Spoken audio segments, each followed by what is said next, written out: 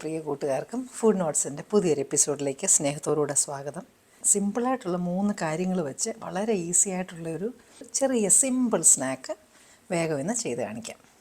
നമ്മുടെ ഈ salt ബിസ്ക്കറ്റില്ലേ, റിറ്റ്സിൻ്റെയൊക്കെ salty ആയിട്ടുള്ളതാണ് നല്ലത്. പിന്നെ അങ്ങനത്തെ ബിസ്ക്കറ്റ്സ് വേണം. പിന്നെ അത് കഴിഞ്ഞിട്ട് നമുക്ക് വേണ്ടത് കുറച്ച് മൊസറല്ല ചീസാണിത് കേട്ടോ. അത് പിന്നെ ഇത് തക്കാളി, ടൊമാറ്റോസ്, ഈ 3 സാധനം മാത്രം മതി. അപ്പോൾ ആദ്യം നമുക്ക് ഈ ടൊമാറ്റോസ് ചെറുതായിട്ടൊന്ന് റൗണ്ടായിട്ടൊന്ന് കട്ട് ചെയ്തെടുക്കണം.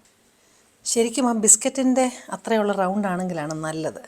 അപ്പോൾ ഇത് ഒരുവിധം ആ സൈസ് ഉള്ളതാണ്. അപ്പോൾ അത് ഞാനിങ്ങനെ ചെറുതായിട്ടൊന്ന് കട്ട് ചെയ്തെടുക്കാം. ഒരു ഇത്രയും കട്ടിയിൽ നമുക്ക് അത് ഉടച്ച് കളയാതെ വേണം കേട്ടോ. കണ്ടോ, ഇത്രയും കട്ടിയിൽ അത് കട്ട് ചെയ്തെടുക്കണം.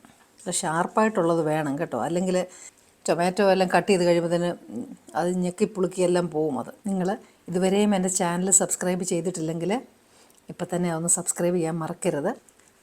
ബെൽ ഐക്കണിൽ ഓൾ എന്നുള്ള സെലക്ഷൻ പ്രസ് ചെയ്താൽ നിങ്ങൾക്ക് ഞാനിടുന്ന എല്ലാ പുതിയ പുതിയ റെസിപ്പീസും ഉടൻ തന്നെ കിട്ടും. നിങ്ങൾക്ക് റെസിപ്പീസ് ഇഷ്ടപ്പെടുന്നുണ്ടെങ്കിൽ നിങ്ങളൊന്ന് ഷെയർ ചെയ്യണം കേട്ടോ.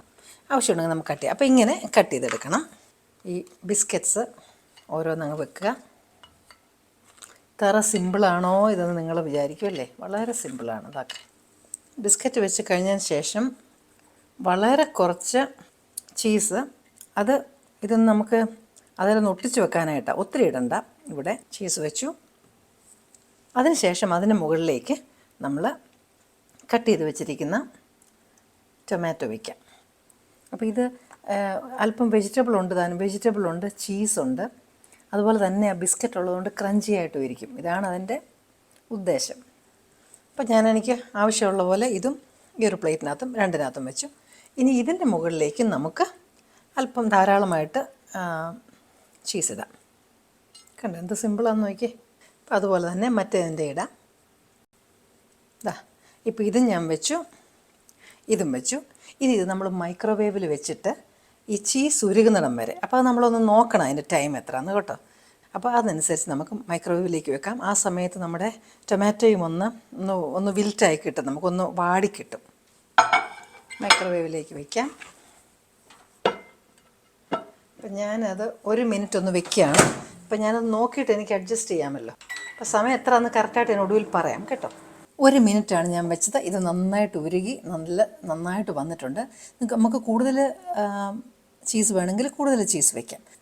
അപ്പോൾ ഇത് നമ്മൾ ശരിയാക്കി വെച്ചിട്ടുണ്ട്. ഇപ്പോൾ ഓൾറെഡി ആ ചീസ് വെറ്റായിട്ടിരിക്കുമ്പം ഇത് ഓപ്ഷനിലാണ്. ഒരു ബിസ്ക്കറ്റും കൂടെ വെച്ച് അതങ്ങ് സെറ്റാക്കാം നമുക്ക്. അപ്പോൾ നമുക്കത് ബിസ്ക്കറ്റ് വെച്ചോ വയ്ക്കാതെയോ ചെയ്യാം. എന്നിട്ടത് നമ്മൾ സെർവ് ചെയ്യുമ്പം അത് ഈസിയായിട്ട് ചെയ്യാൻ, അവർക്ക് എടുക്കാനായിട്ട് നമ്മളൊരു ടൂത്ത് പിക്ക് ഒന്ന് കുത്തി വെച്ച് കൊടുത്താൽ മതി. അപ്പോൾ അവർക്കത് എടുക്കാനും സൗകര്യമായിരിക്കും. പൊടിക്കൈ എന്ന് വേണമെങ്കിൽ പറയാം. അത്രയും ഉള്ളൊരു വലിയ റെസിപ്പി എന്ന് പറയാനില്ല. അപ്പോൾ നിങ്ങളിതെല്ലാവരും ഒന്ന് ട്രൈ ചെയ്ത് നോക്കണം. പ്രത്യേകിച്ച് ചീസ് ടൊമാറ്റോയും കോമ്പിനേഷൻ ഇഷ്ടമുള്ളവർക്ക് നല്ലതാണ്. ചായയുടെ കൂടെയൊക്കെ വെറുതെ ബിസ്ക്കറ്റ് തന്നെ തിന്നാതെ ചീസും ടൊമാറ്റോയും കൂടെ കൂട്ടി നിങ്ങളൊരു സ്നാക്ക് പോലെ ഉണ്ടാക്കി കഴിക്കുക. ഇഷ്ടപ്പെട്ടെങ്കിൽ നിങ്ങളുടെ കൂട്ടുകാരുമായിട്ട് ഷെയർ ചെയ്യാനും മറക്കരുത്.